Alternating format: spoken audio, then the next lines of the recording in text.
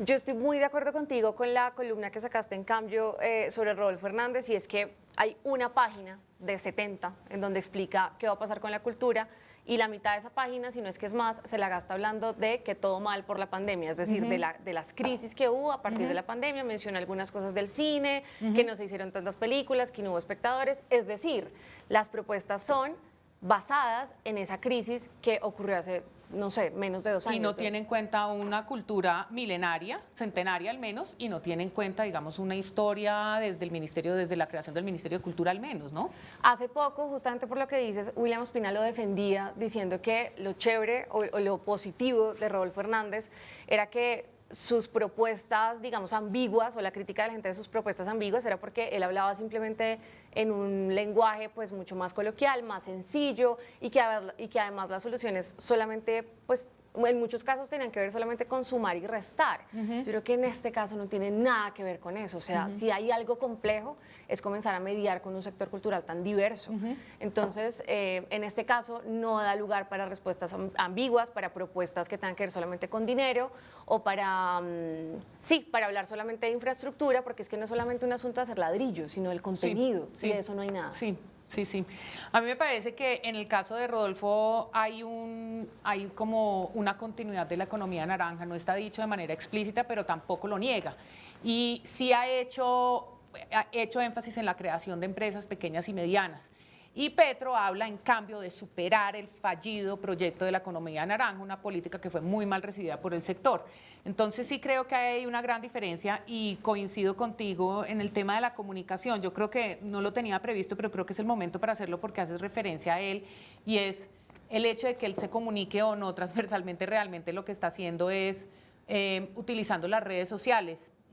Y las redes sociales no permiten profundidad, no permiten extensión, no permiten emociones distintas, y como un influencer, que él no es un influencer, pero finalmente está utilizando la herramienta de un influencer, que lo que hace es validar productos para ofrecerle una mejor calidad de vida a otros. A nosotros los influencers nos venden desde videojuegos hasta colchones, hasta champús.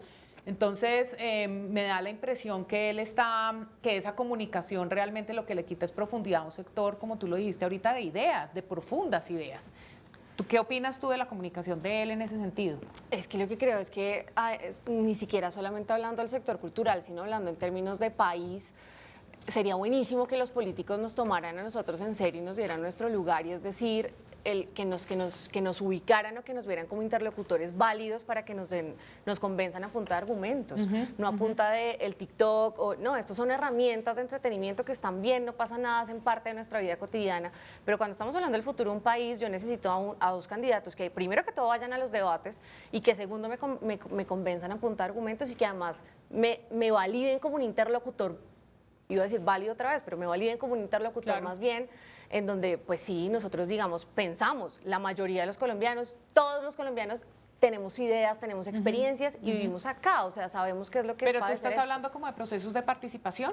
Estoy hablando de que Rodolfo Hernández, me parece a mí que casi que lo invalida a uno como votante, sobre todo en la calidad del debate. Yo no estoy, o sea, obviamente, digamos, no es mi posición la de elegir alguno de los dos candidatos, eso lo decidirá la gente, pero lo que yo sí quiero es informar con argumentos en donde una persona me tenga en cuenta para discutir, y sobre todo me tenga en cuenta para controvertirlo. O sea, esto no puede ser un asunto de, sí, necesitamos plata, las soluciones de plata, no puede ser así de sencillo. Y a propósito de la comunicación y de nuestra área de interés, la tuya y la mía y la del sector de la cultura, ¿tú crees que, ya mirándonos a nosotros, casi que mirándonos en el espejo, crees que ha habido suficiente análisis sobre las propuestas de cultura, y que esto se ha sometido a una gran conversación, que realmente se han referido, o el tema de la cultura sigue siendo de unos pocos y que lastimosamente no tienen como esa visión? O porque tú hiciste perfil de todos los candidatos,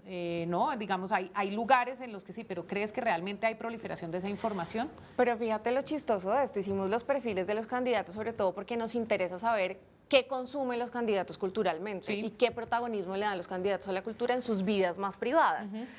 Gustavo Petro no dio entrevista, Federico Gutiérrez tampoco, Rodolfo Hernández tampoco, es decir, nos tocó investigar a nosotros y el perfil, por ejemplo, hablando de Rodolfo Hernández, se basó en lo que había construido su hermano para la campaña política cuando él fue alcalde.